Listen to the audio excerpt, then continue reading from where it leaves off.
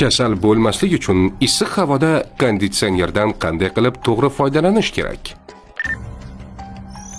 Konditsioner albatta yaxshi, ammo xonada odam ko'p va ularning yoshi ham turlicha bo'lsa, unda xona kimdir uchun issiq, kimgadir sovuq bo'ladi.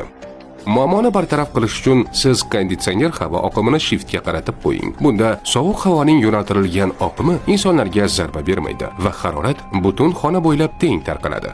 Bundan tashqari, haroratni 18 darajaga emas, balki 21-22 darajagacha sozlash kerak. Bundan pastroq emas. Bu inson tanasi uchun eng maqbul harorat. Aks holda kasalliklarga chalinish xavfi ortadi. Konditsioner feni o'zidan xonadagi havoni aylantirishi natijasida havo tarkibida bo'lgan barcha changlar va kasallik tarqatuvchi mikroblar filtrda qolib ketadi.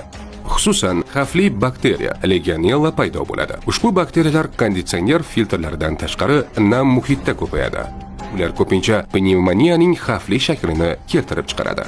Konditsionerda patogen mikroblar va bakteriyalar paydo bo'lishining oldini olish uchun uning filtrlarini kamida 6 oyda bir marta, yaxshisi 2-3 oyda bir marta tozalash kerak.